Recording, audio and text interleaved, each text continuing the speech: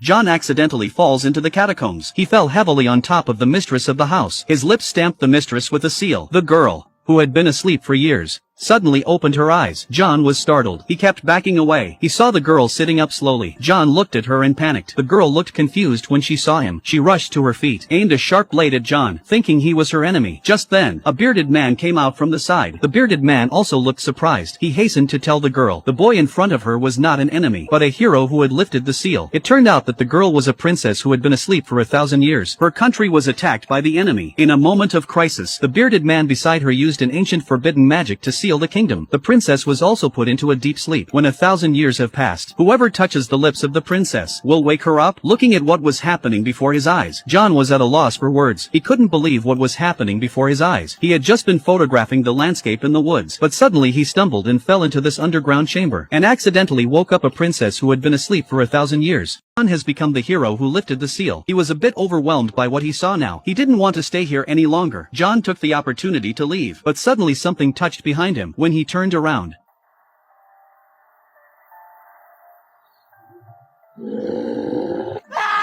the creature with its fangs was about to attack him. The princess pushed him aside at the critical moment. The bearded wizard began to chant. He unleashed his magic on the creature. The magic transformed into chains. The monster was tied up. The princess rushed to grab John. The three of them rushed out of the chamber. They managed to get out of it. The princess's name was Anna. She looked at John and crowned him a knight. The roar of the trolls came back around them. The trio continued to flee. The magician Bearded told John they lived in a medieval land of monsters. It was a land of magic. Anna also said that now that John had awakened himself, he had also unsealed everyone. The monstrous forces that attacked the kingdom have also awakened. They need to hide. The princess who has been asleep for 1,000 years is awakened. She feels hungry and gobbled up the roadside fruit. To the dumbfounded eyes of the townspeople, John rushed to pay for her. He lied that Princess Anna was an actress. White, the court magician, looking at the motorbike riders and kids on skateboards, was surprised. He thought it was witchcraft. When they met the townspeople, Wyatt would shout out that the princess was here and told them to come to their knees. This made John feel helpless, but he couldn't leave them alone. John found Jack, the town's most knowledgeable man. He wanted to ask him what the hell was going on,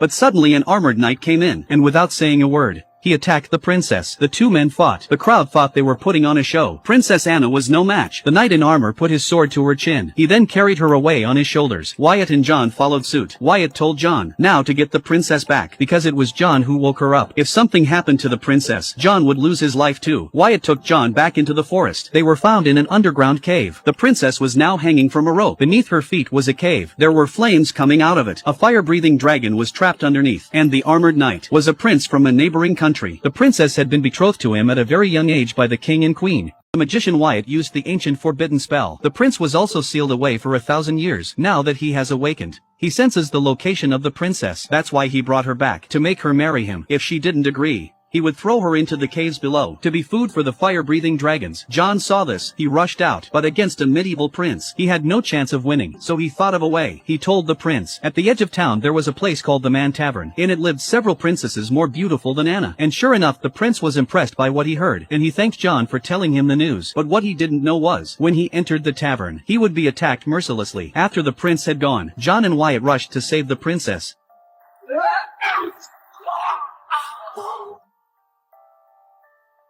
And the princess thanked him. She decided to stay with John. Anna asked John to find a palace for her, a princess from 1,000 years ago. They come to the modern world to buy a house. They saw a house, but the price was a bit high. But the princess didn't change her face when she heard it. She went straight back to the tomb and took out a bag of gold coins and bought the house. And then, as she wished, they had the house fortified. A symbol representing the family was installed. A watchtower was erected over the hut. A small moat was also dug, and so Anna lived there. But what they didn't know was that danger was coming. Another medieval man came to the town. The man's instrument suddenly glowed with light. As the man plucked the strings, a halo of light emanated. Those who heard the sound of the instrument, one by one, their minds were compelled. As the sound of the instrument began to move, the man began to play the instrument with greater intensity. The people in a few hundred meters heard it. Their bodies unconsciously followed the rhythm. Slowly, they began to move towards the man. When the man was very pleased with himself, the instrument in his hand suddenly flew in one direction. The man suddenly thought of something. They came out into the street. The wizard White spotted the man at once. He hurriedly told the princess and John to plug their ears, took them back to the house. Princess Anna told him a dangerous man had come here. He was Matt the troubadour. He holds an instrument that can take over the mind. Anyone who hears it will be in his hands. With the lyre in his hand, Matt found the princess's house. When he saw the family crest on the house, a happy smile appeared on his face. Matt took control of the people coming up to the house, and Anna and Wyatt took a defensive stance. There was a thud. The door slammed open. Everyone rushed in. Wyatt the wizard began to chant, trying to release his magic, but John accidentally broke his wand. Matt saw this and played the weird instrument again. People started to attack Anna. Anna faces a barrage of attacks. Her strength was failing her. They caught her. Matt told Anna to pass on the throne to himself, otherwise he would kill her. Princess Anna said, "If you defeat the hero who has awakened me, then her throne will be his." As Matt looked around for the legendary hero, John came out awkwardly.